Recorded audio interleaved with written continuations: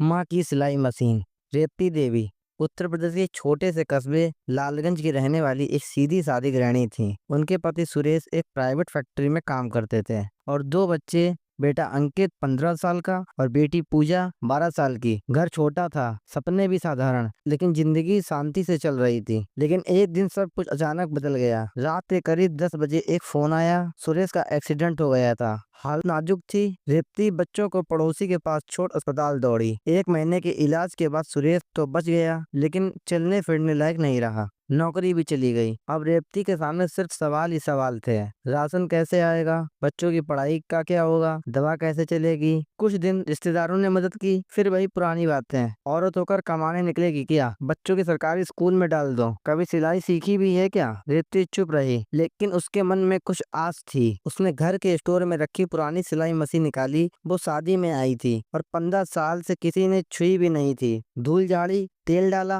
और पहली बार उस पर कपड़ा चढ़ाया। लेकिन ये सिलाई मशीन सिर्फ एक मशीन नहीं थी, इसमें कुछ था, कुछ अलग। पहले हफ्ते उसने पास की कॉलोनी में जाकर काम मांगा। कोई हंसा, कोई मना कर दिया, लेकिन एक बूढ़ी महिला ने एक पुरानी साड़ी सिलने को दी। रेवती ने बड़े मन से साड़ी को नया लुक दिया। जब वो महिला साड़ी पहनकर मोहल्ले में निकली, सब पूछने लगे कहाँ से सिलवाई। रेवती का नाम फैलने लगा।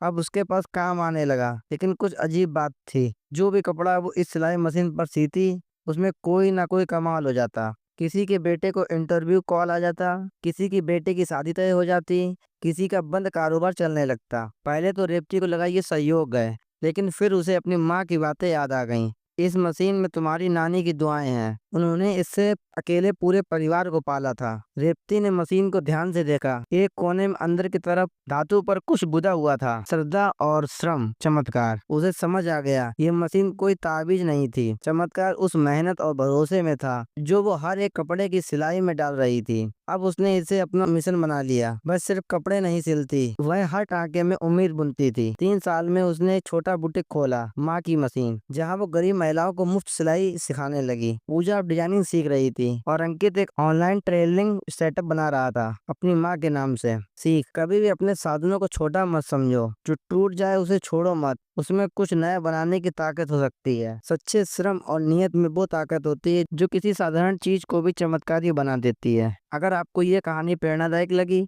तो वीडियो को लाइक करें, शेयर करें और चैनल सब्सक्राइब करें। धन्यवाद।